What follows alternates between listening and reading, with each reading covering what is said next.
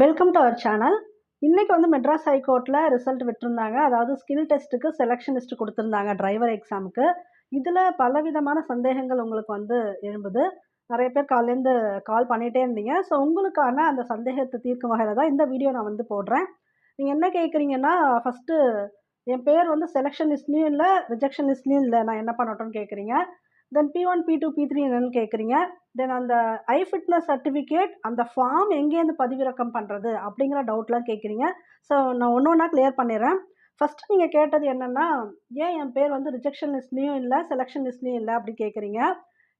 என்ன ரீசனுக்காக அவங்க ரிஜெக்ட் பண்ணான்னு கொடுத்துருந்தாங்கன்னா, அவங்க அந்த கட் ஆஃப்குள்ளே மேபி வந்திருக்கலாம். அதனால கட் ஆஃப்குள்ளே வந்தும் அவங்க வந்து மிஸ் ஆகுறாங்க. அந்த பெர்சனுக்கு வந்து அவங்களால குடுக்க முடியல. அப்ப சர்டிஃபிகேட் சரியா இருந்ததுன்னா, அவங்களும் செலக்ஷன் லிஸ்ட்ல வர வேண்டியவங்க. ஸோ அந்த மாரி பெர்சனுக்கு தான் அவங்க ரிஜெக்ஷன் லிஸ்ட் குடுத்துருக்காங்க. மேபி நீங்க வந்து கட் ஆஃப் மார்க்குள்ள வந்திருக்க மாட்டீங்க. ஏன்னா ஒவ்வொரு கேட்டகரிக்கும் அவங்க பிரிக்கிறாங்க. நீங்க சிலதெல்லாம் பார்த்துட்டு அவங்க 76 மார்க் எடுத்திருக்காங்க. அவங்கள கட் ஆஃப்குள்ள போயிருக்காங்க. நான் 85 வச்சிருக்கேன். நான் போலையா? அப்படின்னு நீங்க கேட்கக்கூடாது. உங்க டிஸ்ட்ரிக்ட்ல உங்களுக்கு இருக்கக்கூடிய கேஸ்ட்டுக்கு உங்களுக்கு ப்ரியாரிட்டி பேஸ்ல நீங்க அந்த கட் ஆஃப்குள்ள வந்தீங்களா? அதுதான் இங்க கேள்வி. சரிங்களா? சில பேர் 76 எடுத்திருந்தாலும், அந்த கேஸ்ட்டுக்கு அந்த இடத்துல ப்ரியாரிட்டில அந்த டிஸ்ட்ரிக்ட்ல அவங்களுக்கு அவைலபிலிட்டி இருந்திருக்கு. அவங்க எல்லாம் கம்மியா மத்தவங்க எடுத்ததுனால அவங்கள கூப்ட்டுருக்காங்க. அத நீங்க முதல்ல புரிஞ்சுக்கணும். ஸோ உங்களுக்கு 2த்துலயுமே நேம் லிஸ்ட் வரலன்னா, நீங்க அந்த கட் ஆஃப்குள்ள இருந்திருக்க மாட்டீங்க. அதுதான் ஃபர்ஸ்ட் ரீசன். அடுத்து வந்து நீங்க P1, P2, P3னா என்னன்னு கேட்குறீங்க. அத நான் பின்னாடி சொல்றேன். அதுக்கு முன்னாடி இந்த ஃபார்ம் ஐ ஃபிட்னஸ் சர்டிஃபிகேட் ஃபார்ம் எங்கேருந்து வந்து பதிவிறக்கம் செய்யணும் அப்படின்னு கேட்குறீங்க. இங்க பாருங்க, உங்களுக்கு அந்த மெயின் வெப்சைட்குள்ளேயே போயிடுங்க. இது கொஞ்சம் உள்ள போய் தான் எடுக்கணும். நான் எப்படின்னு வேணா உங்களுக்கு சொல்றேன். இது வந்து உங்களுக்கு ஃபர்ஸ்ட் பேஜ். நீங்க அந்த ஹைகோர்ட் வெப்சைட்குள்ள போனோனே ஃபர்ஸ்ட் பேஜ். இன்னைக்கு அந்த ரிசல்ட் எல்லாம் இருக்கு. இதுல மோர் குடுங்க. மோர் குடுத்தீங்கன்னா, இன்னும் உங்களுக்கு நோட்டிஃபிகேஷன் வந்துட்டே இருக்கும். இதில நான் சொல்ற இடத்துல போய் நீங்க சூஸ் பண்ணிக்கங்க. அதாவது இங்க ஒவ்வொரு டேட் குடுத்துருக்காங்கல்ல. 1 பிப்ரவரி 2025 அது மாரி உங்களுக்கு ஏப்ரல்ல குடுத்துருப்பாங்க. 28 ஏப்ரல் 2024 அது கொஞ்சம் பின்னாடி போகணும். அத வச்சு நீங்க பார்த்துட்டீங்கன்னா ஈஸியா எடுத்துடலாம். 28 ஏப்ரல் 2024 நான் சொல்றது. இப்ப இதெல்லாம் டிசம்பர். அப்படியே பின்னாடி போங்க. அங்க தான் உங்களுக்கு காமன் இன்ஸ்ட்ரக்ஷன்ல அந்த ஃபார்ம் குடுத்துருக்காங்க. நீங்க டேட் பார்த்துட்டு வந்தீங்கன்னா உங்களுக்கு ஈஸி. இப்போ ரிவர்ஸ்ல போற மாரி இப்ப செப்டம்பர் அதுக்கு முன்னாடி அப்படி போகணும். ஆகஸ்ட் அப்பன்னா நான் சொல்றது வந்து ஏப்ரல்ல.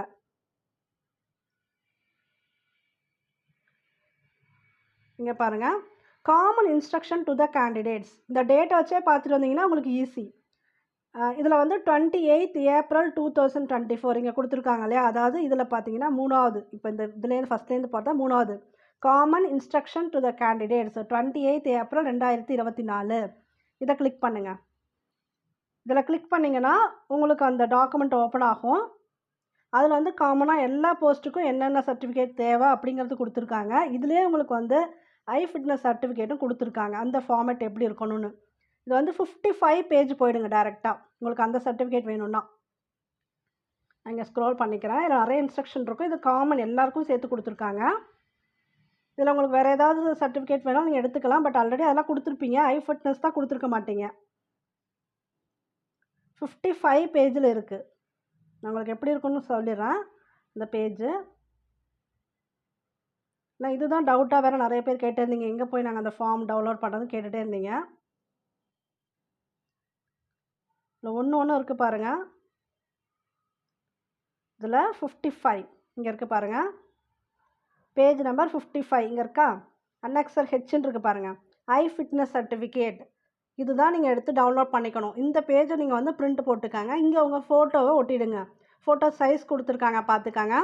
அப்புறம் medical officer, government medical officer அதாவது டாக்டர் கிட்ட நீங்க வந்து சைன் வாங்கணும். இதில குடுத்துருக்காங்க பாருங்க. Having regard to his vision உங்க பேரு அந்த இடத்துல பேர் போட்டிருக்காங்களா பார்த்துக்கங்க. Fit or unfit. நீங்க வந்து அந்த ஃபிட்ட இருந்து டிக் பண்ண சொல்லுங்க. அவங்களுக்கே தெரியும் சில ப்ரொசீஜர்லாம் அவங்க ஃபாலோ பண்ணிடுவாங்க. அப்புறம் உங்களோட ஃபோட்டோ முக்கியம்.